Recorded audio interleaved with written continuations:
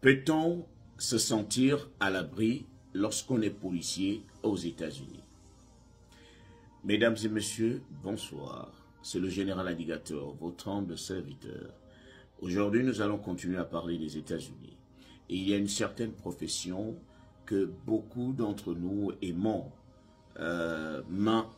surtout dans notre pays. Peut-être l'inconvénient, c'est que dans notre pays, peut-être ça ne paye pas trop. Donc, beaucoup rêvent de devenir policier aux États-Unis. Mais est-ce que lorsqu'on est policier aux États-Unis, on peut se sentir à l'abri? On peut être hors du danger? Lorsqu'on est policier aux États-Unis, il faut déjà relever que les États-Unis, c'est 50 États en un seul, et chaque État a ses petites règles, a ses petites lois. Il y a aussi les lois fédérales. Et étant donné que ici, c'est un pays multiracial, il y a aussi des problèmes qui surgissent par rapport aux différentes couleurs de peau. Donc, lorsqu'on est policier aux États-Unis, on est face à certaines difficultés. Surtout, imaginez celui-là qui est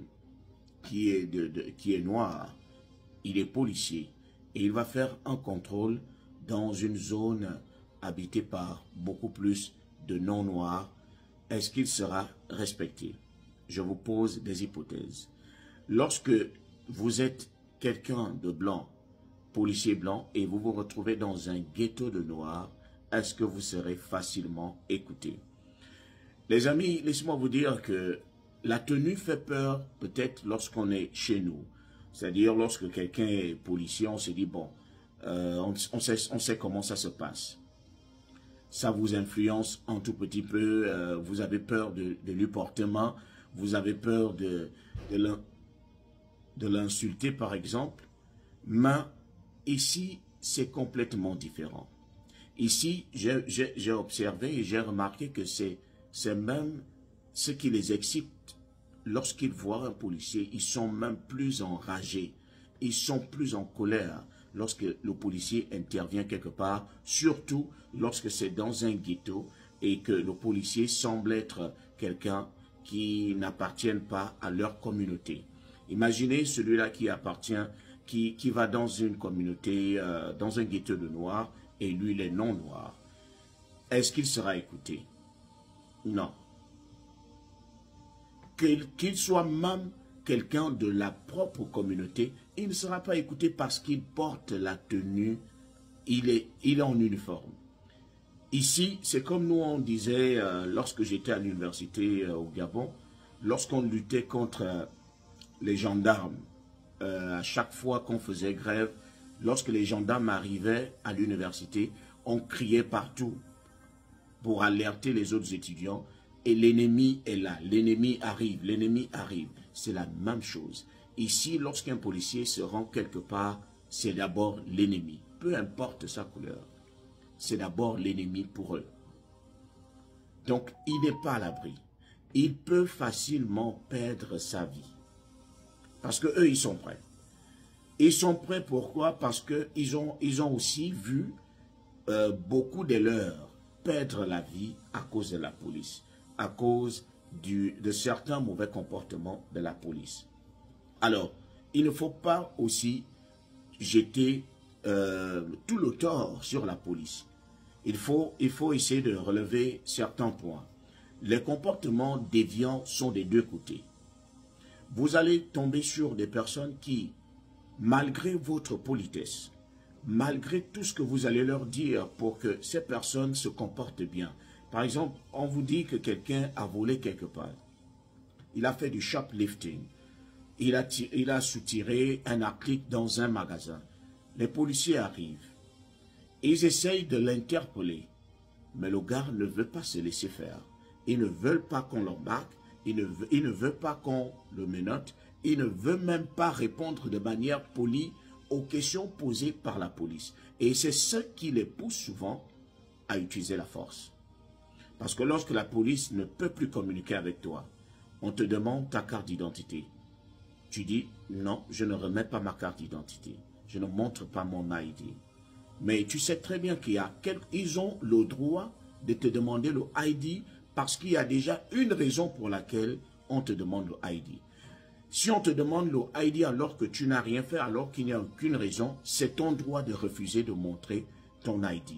Mais s'il y a déjà une raison pour laquelle on te demande le ID, on te dit tu as volé un article, il faudrait qu'on sache celui qui a commis l'acte. Comme c'est toi et qu'on t'a attrapé, il faudrait que tu te présentes. Il faudrait qu'on regarde dans le système si c'est la toute première fois que tu as commis cet acte ou c'est ton habitude. Donc il est normal que tu te présentes, que tu donnes ton nom, que tu donnes ton numéro de sécurité sociale. Maintenant, quand toi tu refuses, ils seront bien obligés parce qu'ils ne te laisseront jamais partir parce que tu as refusé, parce que tu n'es pas d'accord. Ils vont utiliser la force. Dans ce genre de cas, beaucoup, lorsqu'ils commencent à utiliser la force, parfois ça se passe très très mal. Tu finis par perdre la vie et soit les policiers se mettent en problème parce que c'est aussi ça. Quand on est policier, peu importe le comportement qu'on va adopter, on est en danger. Si vous utilisez la force et que ça se passe mal, vous pouvez perdre votre boulot. Vous serez dans les news, dans tout ce qui se passera à la télé, on mettra votre photo parce que vous avez ôté la vie à quelqu'un, oubliant que vous aussi, vous vouliez défendre la vôtre. Alors, je ne suis pas là en train de jeter les fleurs à la police, parce que la police, il arrive aussi que certains policiers se comportent mal.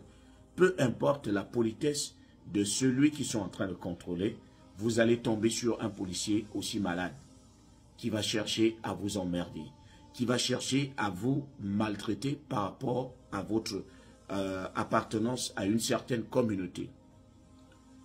Parce qu'il y a aussi des policiers racistes, il faut le dire. Il y a des policiers racistes, il y a aussi des citoyens bien racistes qui commencent à vous juger de par votre couleur de peau. Donc, vivre aux États-Unis en tant que policier, ce n'est pas chose aisée. Vous avez vos avantages, mais ici, vous êtes en danger des deux côtés. Je vais m'expliquer. Vous êtes en danger du côté des bandits. Parce qu'une fois que vous vous présentez avec la tenue, même si c'est dans votre propre quartier, si vous allez faire le contrôle là-bas, pour eux, vous êtes devenus ennemis et vous êtes exposés. Ils peuvent en finir avec vous. Et vous savez très bien qu'ici, on ne marche qu'avec des tais-toi.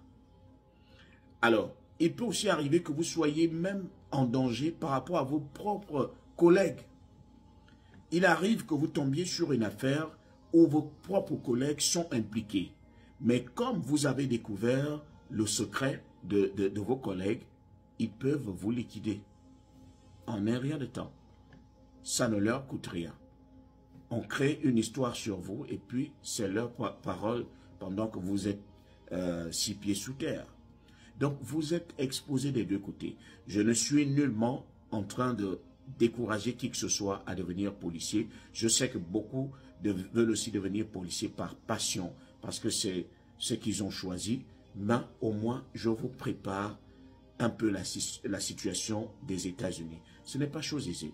Ce n'est pas que c'est possible parce qu'il y en a plein, il y a beaucoup de policiers ici aux États-Unis qui font leur travail, qui essayent d'éviter aussi certains petits problèmes parce qu'il faut être sage en tout. Même lorsque vous allez faire un contrôle quelque part, ne vous dites pas que tout c'est la force. Parfois il faut communiquer, parfois il faut avoir beaucoup de patience parce que vous pouvez tomber sur quelqu'un qui est malade, un malade mental.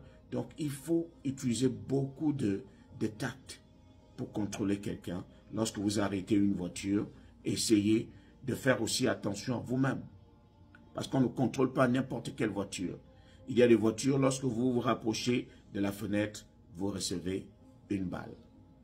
Donc, mieux vaut avoir de la connaissance sur la situation des États-Unis avant de vous lancer.